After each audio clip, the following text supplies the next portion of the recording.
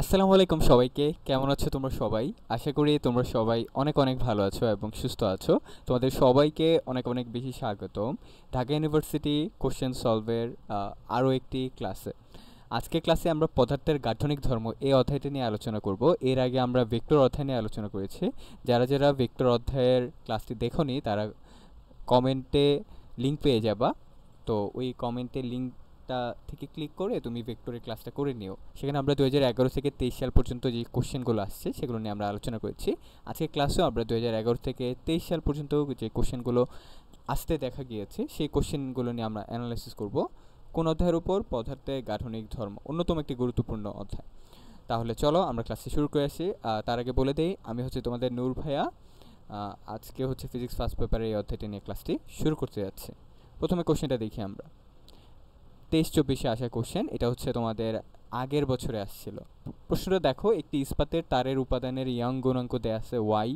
যদি তারের ব্যাস দ্বিগুণ করা হয় তাহলে পরিবর্তিত ইয়াং গুণাঙ্ক কত হবে? অর্থাৎ তোমার কাছে একটা ইস্পাত তার আছে, এটার ইয়ং গুণাঙ্ক ওয়াই। এখন এই ইস্পাত তারের ব্যাস যদি তুমি দ্বিগুণ করো তাহলে তোমার যে ইয়াং এর গুণাঙ্ক, যে চেঞ্জটা আসবে ওই চেঞ্জটা কত হবে সেটা তোমাকে জানতে চাইছে। তার আগে ভাইয়া, তোমরা আই গেস জানো, তোমরা এইচএসসি কালে পড়াশোনা করছো যে নির্দিষ্ট উপাদানের জন্য নির্দিষ্ট ইয়াং এর গুণাঙ্ক থাকে, তাই না? যে ধরো একটা লোহার তার, একটা তামার তার, এদের ইয়াং এর গুণাঙ্ক কিন্তু নির্দিষ্ট। অর্থাৎ যেটা বলতে চাচ্ছি যে নির্দিষ্ট উপাদানের ইয়াং এর গুণাঙ্ক নির্দিষ্ট হয়, এটা ফিক্সড থাকে। যেমন ইস্পাতের তারের উপাদানের যে ইয়াং এর গুণাঙ্কের মান ওইটা ফিক্সড। এখন ওইটার তারের তুমি ব্যাস দ্বিগুণ করো, তুমি ক্ষেত্রফল বাড়াও, তুমি দৈর্ঘ্য বাড়াও, যেটাই করো না কেন তার ইয়ং গুণাঙ্ক কি চেঞ্জ হবে না? এটা হচ্ছে একটা কনস্ট্যান্ট মান। ইস্পাতের তারের উপাদানের ইয়ং গুণাঙ্ক যেমন কনস্ট্যান্ট মানটা, তেমনি তামার তারের উপাদানের ইয়ং গুণাঙ্কও কি হবে? একটা নির্দিষ্ট মান হবে, যেটা ফিক্সড বা কনস্ট্যান্ট। এই ওয়াইটা একই উপাদানের জন্য কখনো চেঞ্জ হবে না, যতই না তুমি দৈর্ঘ্য বাড়াও, যতই না তুমি ক্ষেত্রফল কমাও। বুঝতে পারছো? তাহলে তুমি ওই ইস্পাতের তারের উপাদানের ইয়াং গুণাঙ্ক ওয়াই দেয়া আছে, তো তারের ব্যাস দ্বিগুণ করা হলে ইয়াং গুণাঙ্কটা আর পরিবর্তন হবে না, অর্থাৎ পূর্বের কি হবে? সমান হবে। কারণ যেহেতু ওই ইস্পাতের তারের কথাই বলে দেয়া আছে, তাহলে ইস্পাতের তারের গুণাঙ্ক ওয়াই ছিল, তো এটার দৈর্ঘ্য ক্ষেত্রফল যাই বাড়াই কমাই চেঞ্জ করি না কেন, সেটা পরের অবস্থায় ওয়াই থাকবে। ওকে, তাহলে এটাই হচ্ছে আমাদের কি হবে? আনসার, অর্থাৎ পূর্বের সমান। আগে যেটা ছিল এখনও ইয়ং গুণাঙ্ক সেটাই, কারণ একই উপাদান হলে সেটার ইয়ং গুণাঙ্ক চেঞ্জ হয় না। ওকে, পরবর্তী কোশ্চেনটাতে যাই। নিচের কোনটির মাত্রা নেই, তাহলে মাত্রা নেই বুঝবো কিভাবে? যার হচ্ছে তোমার একক নাই তারই বুঝবা মাত্রা নাই, ঠিক আছে? যার একক থাকবে না তার কি কোনো মাত্রা থাকবে না? যেমন পীড়নের একক কি? পীড়নের একক হচ্ছে নিউটন পার মিটার স্কোয়ার। যেহেতু তার একক আছে, নিশ্চয়ই তার মাত্রাটাও থাকবে। ইয়াং গুণাঙ্ক, তার মাত্রা হচ্ছে নিউটন পার মিটার স্কোয়ার, তারও একক আছে, তার মানে তার মাত্রাও আছে। পীড়নেরও মাত্রা আছে, ইয়ং গুণাঙ্কেরও মাত্রা আছে। বিকৃতি দেখো, আমরা দৈর্ঘ্য বিকৃতি আলোচনা করি। দৈর্ঘ্য বিকৃতি যখন আমরা দেখি, তো দৈর্ঘ্য বিকৃতিটার সূত্রটা একটু খেয়াল করো। দৈর্ঘ্য বিকৃতির সূত্র আমরা পারি না সবাই? যে দৈর্ঘ্য বৃদ্ধি ডিভাইডেড বাই আদি দৈর্ঘ্য, ডিভাইডেড বাই কি? আদি দৈর্ঘ্য। তাহলে ওইখানে আমরা দেখতে পাচ্ছি যে এটার একক যদি মিটার ধরি, এটাও যদি মিটার বসাই, তাহলে মিটার মিটার কাটাকাটি করলে কোনো একক আছে না? কোনো একক নাই। যেহেতু দৈর্ঘ্য বিকৃতির কোনো একক নাই, তার মানে তার মাত্রাও নাই, তাহলে এটাই হবে আমার আনসার। ওকে, আশা করি বুঝতে পারছি। পীড়নের একক আছে, তার মানে কি? তার মাত্রাও আছে। ইয়ং এর গুণাঙ্কের একক আছে, তার মানে কি? তার মাত্রাও আছে। জিজ্ঞেস করছে কোনটির মাত্রা নেই? দৈর্ঘ্য বিকৃতির কোনো মাত্রা নাই বা বিকৃতির কোনো মাত্রা নাই, কারণ একই একক, অর্থাৎ মিটার মিটার কাটাকাটি যাচ্ছে, তাহলে কোনো একক থাকবে না, তাহলে আলটিমেটলি তার মাত্রাও থাকবে না। পরবর্তী কোশ্চেনটা, বৃষ্টির একটি বড় ফোঁটা, এখানে ধর একটা বৃষ্টির বড় ফোঁটা আছে, এই ফোঁটা অনেকগুলো ছোট ছোট ফোঁটায় পরিণত হয়েছে। তাহলে এই যে পিচি পিচি অনেকগুলো ফোঁটা, এখানে অনেকগুলো ফোঁটা আছে, পরিণত হলে বড় ফোঁটাটির তুলনায় ছোট ফোঁটাগুলোর সমষ্টির ক্ষেত্রফল কত হবে? এটা কি কেমন হবে আর কি? এটা কি হ্রাস পাবে, বৃদ্ধি পাবে, নাকি অপরিবর্তিত থাকবে, নাকি একটাও না? তাহলে কোনটা হবে দেখো। এটা হচ্ছে একটা বড় ফোঁটা, এটা আস্তে আস্তে টুকরা টুকরা হয়ে গেছে, যে অনেকগুলা পিচি পিচি পিচি পিচি পিচি ফোঁটায় রূপান্তর হয়েছে। এখন এই পুরাটার ক্ষেত্রফল জানতে চাইছে। ধরো এটার ক্ষেত্রফল যদি এ হয়, এটা যদি এ প্রাইম হয়, তাহলে এইটার যে ক্ষেত্রফলের মানটা, সেটা আগের থেকে কি হবে, হ্রাস পাবে, বৃদ্ধি পাবে, নাকি সেম থাকবে? আচ্ছা, তাহলে এটা মাথায় রেখো যে কোনো একটা বস্তু যখন টুকরো টুকরো হয়ে যায় বা কেটে ফেলা হয় বা ওটা ভেঙে ফেলা হয়, তখন ওই টুকরা টুকরা বা ওই অংশগুলোর যে ক্ষেত্রফল হবে, ওই ক্ষেত্রফলটা হবে পূর্বের তুলনায় কি বড়, পূর্বের তুলনায় কি হবে বড়। ঠিক আছে, এটা তুমি নিজেই করতে পারো। ধরো তোমার কাছে একটা আয়তক্ষেত্র আছে, এটাকে তুমি কাটলা, কাইটা দুই টুকরা করলা। এখন এখানে একটা ক্ষেত্রফল থাকবে এ, এখন এখানে দুইটা ক্ষেত্রফল, এখানে এটাটাও বের করবে, এটাটাও বের করবে। যখন এটা কাটলা তখন দেখবা এখানে তোমার হচ্ছে এটার আলাদা আলাদা ক্ষেত্রফল বের করে যখন দুইটা সমষ্টি বের করবে, তখন দেখবা এটার মানটা কি আসতেছে আগের তুলনায়, মানে আগে যেটা ছিল ওটার তুলনায় কি আসতেছে বড় আসতেছে। এটা কিন্তু প্রমাণিত। ঠিক আছে, তাহলে আলটিমেটলি কোন একটা বড় ফোঁটা যখন ভেঙে ছোট ছোট ছোট অনেকগুলো পিচ্ছি ফোঁটায় রূপান্তর হলো, এগুলো আলাদা আলাদা আলাদা ক্ষেত্রফল বের করে যখন আমি যোগ করবো, তখন দেখবো আগের তুলনায় সেটা কি আসতেছে, বেশি আসতেছে। তাহলে কোনটা আসলে চেঞ্জ হয় না, বেসিক্যালি আয়তনটা চেঞ্জ হয় না। আয়তন মানে কি, কোনো একটা বস্তু কতটুকু জায়গা দখল করে। তাহলে যেমন এই বস্তুর আয়তনটা আগে যা থাকবে, এখন টুকরা টুকরা হয়ে গেলে যে প্রতিটা টুকরার আয়তন বের করে যখন আমি সমষ্টি বের করব, দেখব এটারই কাছাকাছি আসতেছে বা সমান আসতেছে। অর্থাৎ আয়তনটা হচ্ছে সেম হয়, কিন্তু ক্ষেত্রফল কি হয় তোমার আগের তুলনায় বৃদ্ধি পায় বা বেড়ে যায়। তাহলে এটা আনসার হবে বৃদ্ধি পাবে। ওকে, এটা আমাদের একটা বেসিক কোশ্চেন। কোন একটা বস্তুকে যখন আমি টুকরা টুকরা করব, তখন তার আয়তনটা পূর্বের তুলনায় কি হয়, সেম থাকে, কিন্তু ক্ষেত্রফলটা পূর্বের তুলনায় বৃদ্ধি পায়। ওকে, আশা করি আমরা এটা বুঝতে পারছি। পরবর্তী কোশ্চেনটাতে যাই। স্থিতিস্থাপক গুণাঙ্কের মাত্রা কি? তো স্থিতিস্থাপক গুণাঙ্ক ওয়াই আমরা জানি এর এককটা কি, একক হচ্ছে নিউটন পার মিটার স্কোয়ার। তাহলে এর কি লাগবে, মাত্রাটা। তাহলে মাত্রা কেমনে বের করবো, দেখো নিউটনের মাত্রাটা আগে জানা লাগবে। তাহলে নিউটন আসছে কোথা থেকে, বল থেকে। তাহলে বল ইকুয়াল টু কি, এফ এ। তাহলে আগে মাত্রা যদি আমি বের করতে চাই, তাহলে আমার এককটা লাগবে, একক থাকলে আমি মাত্রা ইজিলি বের করতে পারি। তাহলে F equal to M A, M মানে কি কেজি, এ মানে কি মিটার পার সেকেন্ড স্কোয়ার। তাহলে এই যে আগে এটা বলের একক কি নিউটন, এই পুরো এককটাকে আমরা কি লিখি, নিউটন লিখি। তাহলে এই পুরো একক থেকে চলো মাত্রাটা বের করি। কেজির জন্য কি বড় হাতের এম, মাস, আর মিটারের জন্য কি এল, টাইমের জন্য কি সেকেন্ড ইনভার্স টু মানে টি ইনভার্স টু। তাহলে নিউটনের জন্য হবে M L T inverse two, আর মিটার স্কোয়ারের জন্য হবে এল ইনভার্স টু। তাহলে এখন পুরো ক্যালকুলেশন করলে এখানে এন ইনভার্স টু আছে আর এখানে এল আছে, তাহলে এখানে আসবে এল ইনভার্স ওয়ান। আর এখানে টি এর কোনো প্রতিদ্বন্দ্ব আছে নাই, তাহলে এখানে টি ইনভার্স টু। তার মানে এখানে চেঞ্জটা শুধু এল আর এল এর মধ্যে হবে। তাহলে আনসারটা হবে M L inverse one T inverse two, M L inverse one T inverse two. এই যে 2 নম্বরটা হচ্ছে আমার আনসার। ওকে, আশা করি আমরা বুঝতে পারছি। আচ্ছা, পরবর্তী ইয়াতে আচ্ছা, তার আগে আবারও বলি যে তোমার যদি মাত্রা বের করতে হয়, তোমার এককটা জানা লাগবে, আর একক থেকে তুমি ইজিলি মাত্রাটা বের করতে পারবা।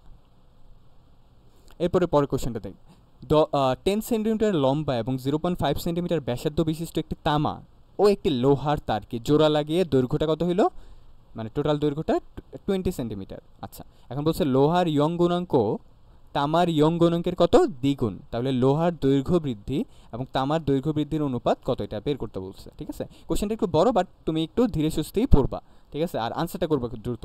তাহলে এখানে বলছে যে 10 সেন্টিমিটার লম্বা এবং 0.5 সেন্টিমিটার ব্যাসার্ধ বিশিষ্ট একটি তামা ও একটি লোহার তার। তার মানে তামারও দৈর্ঘ্য 10 সেন্টিমিটার, লোহারও দৈর্ঘ্য 10 সেন্টিমিটার। তামারও ব্যাসার্ধ 0.5 সেন্টিমিটার, লোহারও ব্যাসার্ধ কত বলো তো, 0.5 সেন্টিমিটার। তার মানে দুইজনেরই দৈর্ঘ্য এবং ব্যাসার্ধ সেম। তার মানে বলতে পারে দুইজনের দৈর্ঘ্য এবং ক্ষেত্রফল সেম। এরপরে যে ইনফরমেশনটা দেওয়া আছে লোহার ইয়ং গুণাঙ্ক অর্থাৎ ওয়াই অফ এফি। এই লোহার ইয়ং গুণাঙ্ক কি, তামার ইয়ং গুণাঙ্কের দ্বিগুণ। তাহলে তামার ইয়ং গুণাঙ্ক ধরি ওয়াই সি ইউ কপার, তাহলে লোহারটা হবে তামা বা কপারের কি দ্বিগুণ। তাহলে যে এইটা একটা ইনফরমেশন দেওয়া আছে। আমাকে বের করতে হবে কি বলতো, আমাকে বের করতে হবে লোহার দৈর্ঘ্য বৃদ্ধি অর্থাৎ এল অফ এফি ও তামার দৈর্ঘ্য বৃদ্ধি অর্থাৎ এল অফ সিইউ। এটার কি বের করতে হবে, অনুপাতটা বের করতে হবে। ওকে, এটার কি বের করতে হবে, অনুপাত। তাহলে চলো আমরা বের করি। আমাদের আগে সূত্রটা জানা লাগবে। আমরা জানি ওয়াই ইকুয়াল টু ফালু বাই আলু। তাহলে আমার এখানে এফ আর এ সরি এল আর হচ্ছে এ তো সেম, আর এফ এর ইনফরমেশন দেওয়া নেই, তাহলে ধরে নিব দুজনেরটাই হচ্ছে কি সেম। তাহলে এখানে এফ এল এ তিনটাই সেম, তাহলে তিনটাই চলে যাচ্ছে। আলটিমেটলি ভিন্নকে ওয়াই ইয়ং গুণাঙ্ক আর হচ্ছে এল, এবং এই দুজনেরই ইনফরমেশন দেওয়া আছে। তাহলে এই দুইটাকে নিয়েই কাজ করবো। তাহলে আমি লিখতে পারি ওয়াই ব্যস্তানুপাতিক দৈর্ঘ্য বৃদ্ধি এল। তাহলে এই যে এটাকে নিয়ে কাজ করবো। তাহলে এখান থেকে ইনফরমেশন, এখান থেকে আমি বের করতে পারি দুইটার জন্য Y one by Y two equal to L two by L one. বলো তো এখানে L2 বাই L1 কেন লিখছে? কারণ y এবং L এর সম্পর্ক ব্যস্তানুপাতিক, যে y আর L এর সম্পর্ক ব্যস্তানুপাতিক। তাহলে এই y1টাকে আমি চেঞ্জ করে দেই, যেহেতু y1টাকে চেঞ্জ করে কি লিখবো বলো? এটা আমার সুবিধার্থে আমি কিভাবে লিখি দেখো, আগে L2 বাই L1টা চিন্তা করো, ঠিক আছে? L2 বাই L1টা আমার লাগবে কি? লোহা বাই তামা। তাহলে আমি L2টাকে ধরি Fe আর তামাটাকে ধরি কপার। ওকে, তাহলে এখানে ইনফরমেশন উল্টা হবে, এখানে হবে কপার আর এখানে হবে কি Fe, ঠিক আছে? তাহলে এইটা হচ্ছে আমার বের করতে হবে, লোহার দৈর্ঘ্যবৃদ্ধি ডিভাইডেড বাই তামার দৈর্ঘ্যবৃদ্ধি। তাহলে y অফ Cu, এটা তো কোনো মান দেয়া নাই, তাহলে এইভাবে রাখি। y অফ Fe এর জায়গায় কি লিখতে পারি? 2yCu, তাহলে এখানে লিখি 2yCu, আর এখানে হচ্ছে L of Fe divided by L of Cu। তাহলে এখানে এটা আর এটা কাটাকাটি যায়, তাহলে হাফ থাকে বা 1/2, তাহলে 1/2 equal to L of Fe divided by L of Cu। তাহলে অনুপাতটা কি আসলো? অনুপাতটা আসলো 1/2, অর্থাৎ 1:2। তাহলে এটাই হচ্ছে আমার আনসার, 1:2, এটাই হচ্ছে আমার আনসার। ওকে, আশা করি আমরা এটা বুঝতে পেরেছি। পরবর্তী কোশ্চেনতে যাই। অ্যালুমিনিয়াম পাত থেকে কেটে চিত্র প্রদর্শিত আছে। চিত্রটা হচ্ছে এই যে, এটা ছিল চিত্র। অ্যালুমিনিয়াম পাত থেকে কেটে চিত্র প্রদর্শিত, এরকম একটা বলাইকার অ্যালুমিনিয়াম রিং তৈরি করা হলো। যে এরকম একটা রিং তৈরি করা হয়েছে অ্যালুমিনিয়াম পাতটাকে কেটে, এই যে রিং, আংটি তৈরি করা হয়েছে, মাঝখানে ফাঁকা। তাহলে এইটা গরম করলে কি ঘটে? আচ্ছা, এটাকে যদি তাপ দাও তাহলে কি ঘটবে? এটা একটা কঠিন পদার্থ, কঠিন পদার্থকে তাপ দিলে কি হয়? প্রসারণ হয়, অণুপরমাণুগুলো হচ্ছে ছুটতে থাকে। তো অণুপরমাণুগুলো পরস্পরের দূরত্ব বেড়ে যায়, ফলে তারা দূরে দূরে থাকে, ফলে তাদের প্রসারিত হবে, মানে বৃদ্ধি হবে। তাহলে এইটার ভিতরেরটা কি অটোমেটিক্যালি বাড়তে থাকবে না? এই ভিতরেরটা বাড়লে অটোমেটিক্যালি বাইরের অংশটাও বাড়বে। তাহলে বলতে পারি যে এইটা যতটুকু বাড়বে ভিতরেরটা ধীরে ধীরে সেম আকারে বাড়বে, অণু পরমাণুগুলো একই অনুপাতেই বাড়তে থাকবে, তাহলে তাদের ক্ষেত্রফলে একই অনুপাতে বাড়বে। তাহলে এখানে দেখি অপশনগুলো কি বলছে। অ্যালুমিনিয়ামের বাইরের দিকে বর্ধিত হয়, ছিদ্র একই আকারে থাকে। বাইরেরটা বাড়তে থাকবে, হ্যাঁ বাইরেটা বাড়তে থাকবে, ছিদ্র একই আকারে থাকবে না, ছিদ্র তো একই আকারে থাকবে না, এটাও বাড়তে থাকবে, ঠিক আছে? ছিদ্রে বেশ কমে যায় না, তাপ দিলে তো এটা আরও বাড়বে। ছিদ্রের ক্ষেত্রফল অ্যালুমিনিয়ামের যে কোনো অংশের ক্ষেত্রফলের সমান অনুপাতে বৃদ্ধি পায়, রাইট? ছিদ্রের যে ক্ষেত্রফলটা, এটা যত না বাড়তে থাকবে ধীরে ধীরে, এবং তার যে কোনো অংশগুলোই কি ক্ষেত্রফলটা একই অনুপাতে বৃদ্ধি পাবে। হ্যাঁ, তাহলে এটাই হবে আনসার, কারণ এটা বাড়তে, অণুপরমাণুগুলো তাপ দিলে তো বাড়তে থাকে, পরস্পর দূরত্ব বাড়ে, ফলে ক্ষেত্রফলও বাড়ে। তো এটা যতটুকু বাড়তে থাকবে সমান হারে সবগুলোর ক্ষেত্রফল তত অংশ বাড়তে থাকবে, বাইরেটাও তত অনুপাতে বাড়বে, অর্থাৎ সমান অনুপাতে পুরো জিনিসটাই কি বাড়তে থাকবে। তাহলে সি নম্বরটাই হবে কি আমার আনসার। পরবর্তী কোশ্চেন, একটি তারের ইয়ং গুণাঙ্ক অর্থাৎ ওয়াই দেয়া আছে কত? 4 × 10⁻11 নিউটন পার মিটার স্কোয়ার। তারটির দৈর্ঘ্য 7.5% বাড়াতে, তার মানে তারটির দৈর্ঘ্য কত বৃদ্ধি করবো? 7.5%। এই যে যখন পার্সেন্টেজ দেয়া থাকবে এত পার্সেন্টেজ বৃদ্ধি, তখন মনে রাখবা এটাকে ধরে নিবা ছোট হাতের L/L = 7.5%, ঠিক আছে? অর্থাৎ দৈর্ঘ্য বৃদ্ধি বাই আদি দৈর্ঘ্য = 7.5%, অর্থাৎ আগের দৈর্ঘ্যের তুলনায় এখন দৈর্ঘ্যটা বৃদ্ধি পাচ্ছে কত? 7.5%। তাহলে এটাকে লিখতে পারি কি 0.075। তাহলে এই 0.075টাকে দেখো, আমি যদি পাওয়ার দিয়ে লিখতে চাই 10⁻⁻, তাহলে লিখতে পারি না 7.5 × 10⁻²। তো এইভাবে কীভাবে লিখতে হয় এটা তোমাকে আগে থেকে জানা লাগবে, তাহলে তোমার ক্যালকুলেশন করতে কি হবে? সহজ হবে। তাহলে বলছে কি পরিমাণ পীড়ন প্রয়োজন, তাহলে আমরা জানি y = ফালু বাই আলো নিব না, আমরা পীড়ন বাই বিকৃতি সূত্রটা নিব, তাহলে ইজি হবে পীড়ন বাই বিকৃতি। তাহলে আমার বের করতে হবে কি? পীড়ন। তাহলে পীড়ন = কি হবে? y × বিকৃতি। তাহলে পীড়ন = y × বিকৃতি। তাহলে এটা y এর মান কত? 4 × 10⁻11, আর এখানে কত পার্সেন্ট বাড়াইছে? 7.5 × 10⁻²।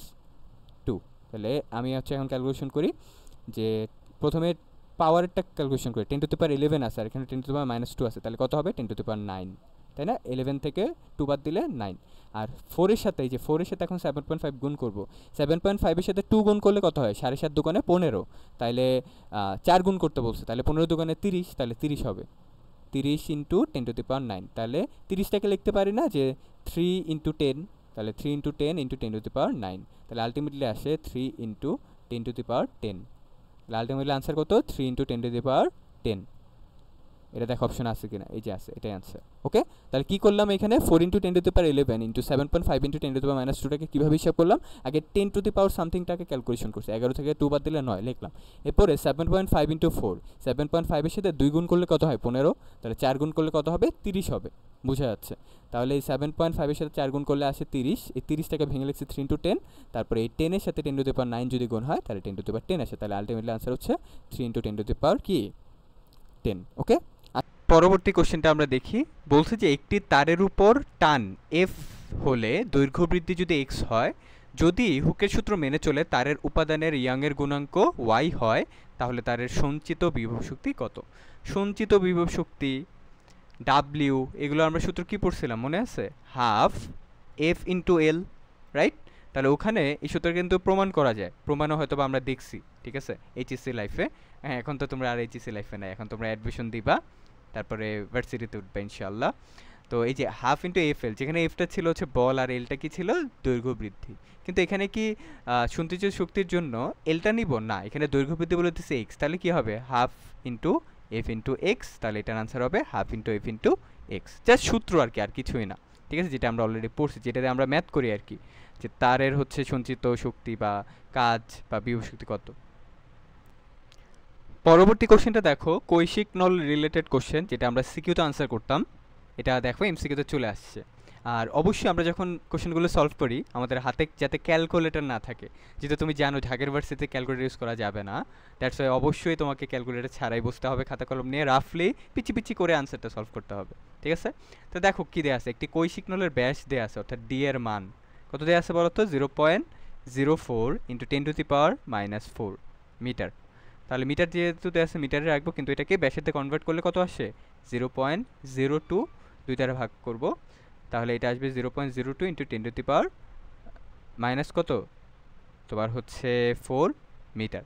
এখন এই যে আমি হচ্ছে এই ব্যাসটাকে ব্যাসার্ধে কনভার্ট করে ফেললাম, তাহলে পরবর্তীতে এটাকে আমি আরেকটু মডিফাই করি, 0.02টাকে আমি লিখতে পারি না, দেখো তো 2 × 10⁻², মানে 10 সামথিং দিয়ে লিখছি, আর এখানে হচ্ছে 10⁻⁴ আগে থেকে আসছে, তাহলে এখন আলটিমেটলি 2 × 10⁻⁶ মিটার আসবে না আরটা, এই যে আর এর মান হচ্ছে এই যে এটা পেয়ে গেলাম। আর তারপরে কি দেয়া আছে আর মান, বলছে যে পানিতে ডুবালে এটা নলের ভিতরে কত আসে, এত উচ্চতায় উঠে, তাহলে কত উচ্চতা 0.082, তাহলে এইচ এর মান দেয়া আছে তাই না, 0.082 মিটার। তাহলে এটাকে আমি 10 সামথিং নিব, কেন, কারণ যাতে ক্যালকুলেশন করতে সহজ হয়, এটাকে লিখতে পারি 8 × 10⁻² মিটার।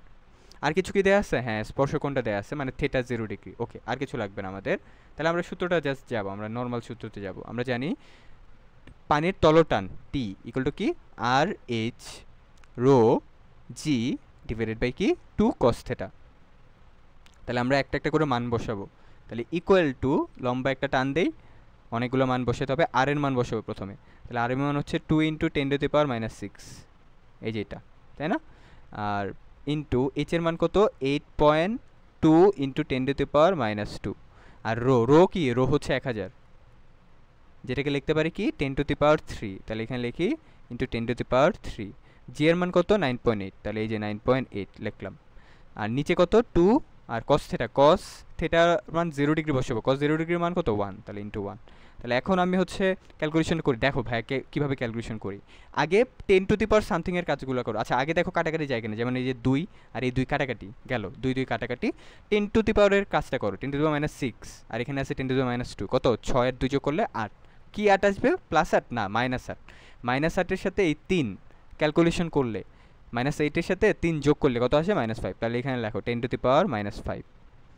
এরপরে 8.2 আর হচ্ছে 9.8, আর নিচে কত থাকবে, নিচে তো 1, কারণ 2 তো কাটাকাটি গেছে। আচ্ছা এটারে কেমনে ক্যালকুলেশন করবো ভাই, একটু ভালো করে বুঝো, কেমনে বুঝাই দেখো, এটারে এই যে 8.2 9.8 এগুলো একটু অড নাম্বার না, এগুলো হচ্ছে প্যারাদায়ক, তো কি করব, এগুলোকে আমি আমার মতো করে সহজ করব। 8.2 আছে তো এটাকে 8 ধরলাম, অর্থাৎ এটাকে আমি 0.2 কমায় ধরলাম, আর এখানে 9.8 আছে তো এটাকে 0.2 বাড়ায় ধরি, তাহলে কত আসবে, কাছাকাছি 10 আসে। এগুলো হচ্ছে সহজ মান, ভালো মান, আর আগেগুলো ফালতু মান ছিল। তাহলে এই যে 8.2টাকে 0.2 কমাইলাম, তাহলে 8 আসছে কাছাকাছি, 9.8টাকে আমি 0.2 বাড়াইলাম, তাহলে 10 করলাম আর কি, মানে একটারে কমাইছে একটা বাড়ায় ব্যালেন্স করছি আর কি। তাহলে এখন 8 × 10 অর্থাৎ 80 ইন্টু 10 টু দি পাওয়ার, আচ্ছা 80 ইন্টু 10 টু দি পাওয়ার 5 না বলে দেখো এটা বলি বেটার হচ্ছে যেটা, দেখো এখানে 10 টু দি পাওয়ার -5 আছে না, 10 টু দি পাওয়ার -5 আছে, আর এখানে কি আছে 10, তাহলে 10 ইন্টু 10 টু দি পাওয়ার -5 গুণ করলে কত হয় 10 টু দি পাওয়ার -4, আর ছিল কত 8, তাহলে আলটিমেটলি এই যে 8 ইন্টু 10 টু দি পাওয়ার -4, তাহলে 8 ইন্টু 10 টু দি পাওয়ার -4 কোথায়, এই যে এটাই আনসার। তাহলে আলটিমেটলি আনসার কত আসলো 8 ইন্টু, আবার এখানে লিখি 10 টু দি পাওয়ার -4, এখানে হচ্ছে 8 ইন্টু 10 ছিল, এই 10টাকে 10 টু দি পাওয়ার -5 এর সাথে গুণ করে দিচ্ছে, তাহলে কত আসে -5, আর এখানে 1 আছে, তাহলে -5 এর সাথে 1 যোগ করলে -4, আর 8 ছিল, তাহলে 8 ইন্টু 10 টু দি পাওয়ার -4, তাহলে এটাই হবে আমার আনসার। ওকে, আশা করি আমরা এটা বুঝতে পারছি। পরবর্তী কোশ্চেনটাতে যাই। তারপরে দেখো 1 মিটার দীর্ঘ, এটা হচ্ছে দৈর্ঘ্য দেওয়া আছে L, আদি দৈর্ঘ্য 1 মিটার, ক্ষেত্রফল প্রস্থচ্ছেদ বিশিষ্ট সেন্টিমিটার স্কোয়ার মানে কি ক্ষেত্রফল, তার মানে এর মান দেওয়া আছে 10 to the power -2 centimetre square, তাহলে এটাকে যদি মিটার স্কোয়ার নেই তাহলে কি করব, সেন্টিমিটার থেকে মিটারে গেলে 100 দ্বারা ভাগ, সেন্টিমিটার স্কোয়ার থেকে মিটার স্কোয়ার গেলে 100 স্কোয়ার দ্বারা ভাগ, তাহলে 10 টু দি পাওয়ার -2 আর এখানে 100 স্কোয়ার ভাগ, তার মানে এটাকে দেখো আমি তোমাকে একটু ভাঙে দেখাই কিভাবে করবা। 100 স্কোয়ারটাকে আমি লিখতে পারি 10s, 100টাকে লিখতে পারি 10 স্কোয়ার, 100টাকে কি লিখতে পারি 10 স্কোয়ার, 10 স্কোয়ার মানে 100, আর তারপরে আবার আরেকটা স্কোয়ার, তাহলে এটা আলটিমেটলি 10 - 2 আর এখানে 10 টু দি পাওয়ার 4, তাই 10 টু দি পাওয়ার 4টা উপরে গেলে কত হবে 10 টু দি পাওয়ার -4, তার মানে আলটিমেটলি 10 টু দি পাওয়ার -6 আসে, 6 মিটার স্কোয়ার। ওকে, তাহলে এর মানটা পেয়ে গেলাম, এর মানটা হচ্ছে 10 to the power -6 metre square, আর এম দেয়া আছে কত 2 কেজি, জি এর মান আমি জানি কত 9.8 মিটার পার সেকেন্ড। কোন সূত্র যাব, কি বের করতে বলছে এটা তো দেখা লাগবে, দৈর্ঘ্য দেয়া আছে, ক্ষেত্রফল লিখলাম, ভরও দেয়া আছে, জিটাও জানি 9.8, তারপরে বলছে যে তারটির দৈর্ঘ্য বৃদ্ধি মানে কি এল এর মান বের করতে হবে, কিসের মান ভাইয়া এল এর মান, এল, তাহলে কেমনে বের করবো, যে ফালু আলু দিয়ে y ইকুয়াল টু হচ্ছে কি ফালু বাই আলু, বের করতে হবে কি আলুর এল, তাহলে এলটাকে এক সাইডে রাখো, তাহলে ফালু বাই এ ওয়াই, তাহলে এফ এর মান বসাও, এফ তো এম জি তাই না, এম এর মান কত 2, জি এর মান কত 9.8, আর এল এর মান কত, এল এর মান 1, তারপরে নিচে হচ্ছে এ, ক্ষেত্রফল কত পাইলাম 10 to the power -6, R Y এর মান কত 2 ইন্টু 10 টু দি পাওয়ার 11, তাহলে এইখানে 2 আর এখানে 2 কাটাকাটি, উপরের 2 আর নিচের 2 কি কাটাকাটি, আর 10 টু উপরে আছে 9.8, তাহলে উপরে রাখি 9.8, উপরে আসে কি 9.8, আর এই যে 10 to the power -6 R 10 to the power 11, এটা ক্যালকুলেশন করলে 11 থেকে 6 বাদ দিলে কত 5, কত আসে 5, তাহলে এই 10 টু দি পাওয়ার 5টা যখন উপরে যাবে তখন 10 টু দি পাওয়ার -5 হবে, তাহলে 9.8 ইন্টু 10 টু দি পাওয়ার -5, কত আসে আনসার 9.8 ইন্টু 10 টু দি পাওয়ার -5, বুঝতে পারছো, তাহলে এটাই আনসার, এটা খুঁজে কোথায় আছে, এই যে 1 নম্বর অপশনে 9.8 ইন্টু 10 টু দি পাওয়ার -5, তাহলে এটা হচ্ছে আমার আনসার, বুঝছো। নিচে ছিল কি 10 to the power -6 into 10 to the power 11, তাহলে 11 থেকে 6 বাদ দিলে কত হয় +5 10 টু দি পাওয়ার 5, এই 10 টু দি পাওয়ার 5টা যদি উপরে যায় তাহলে মাইনাস হয়ে যাবে, ইনভার্স হয়ে যাবে, তাই 10 টু দি পাওয়ার -5, আর উপরে ছিল 9.8, তাহলে 9.8 ইন্টু 10 টু দি পাওয়ার -5, এটা হচ্ছে আমার আনসার শেষ। তাহলে এই হচ্ছে কোশ্চেন, আমরা বলছিলাম 11 থেকে 23 পর্যন্ত আমরা কোশ্চেন সলভ করবো, এটা 11-12 ছিল, তার আগে 12-13, দেখো 12-13 থেকে কিন্তু দুইটা কোশ্চেন আসছে, যে এখানে একটা এখানে একটা, তারপর দেখো হঠাৎ করে 17-18, তাহলে বলতে পারো যে ভাই 13-14 15-16, 13-14 আর 15-16 থেকে আসে নাই, হয়তো বা আসে নাই, অথবা এগুলো অন্য অধ্যায়ের সাথে মিলাই দিছে, রাইট, বাট 17-18 আসছে, 18-19 আসছে, 19-20, 20-21 বা 21-22, 22-23, 23-24 সিকোয়েন্টলি কিন্তু আসতেছিল, এখন তোমাদেরও আসার পসিবিলিটি আছে, তো এই অধ্যায়টা খুব ইম্পর্টেন্ট, তো ভালো করে বেসিকটা ক্লিয়ার রেখো, আর বুঝতে পারতেছো কি টাইপের এমসিকিউ আসে, আর এই টাইপের এমসিকিউগুলো ভালো করে প্র্যাকটিস করো, ইনশাল্লাহ তোমার এই অধ্যায়ের উপর আর কোনো প্রবলেম হবে না, মানে অ্যাটলিস্ট তুমি আইডিয়া পাইলে আর কি ঢাকা ইউনিভার্সিটিতে কী কী টাইপের কোশ্চেন আসে এই অধ্যায়ের উপর। ওকে, তাহলে এই হচ্ছে আমাদের আজকের ক্লাস, পরবর্তীতে আমরা কাজ শক্তি ক্ষমতা বা কাজ ক্ষমতা শক্তি অধ্যায় নিয়ে আলোচনা করব, ততক্ষণ পর্যন্ত সবাই ভালো থেকো সুস্থ থেকো, আর আরেকটা কথা, আমরা কিন্তু সবসময় ঢাকা ইউনিভার্সিটির অ্যাডমিশন কোশ্চেনগুলো সলভ করো ক্যালকুলেটার ছাড়া, ঠিক আছে ভাইয়া, আমি ক্যালকুলেশন কীভাবে সলভ করি এটা দেখো, তাহলে তোমার আইডিয়া চলে আসবে যে কীভাবে সলভ করতে হয়। ওকে, তাহলে ভাইয়ের জন্য দোয়া রেখো, দেখা হবে আরও একটি ক্লাসে, আল্লাহ হাফেজ সবাইকে, আসসালামু আলাইকুম।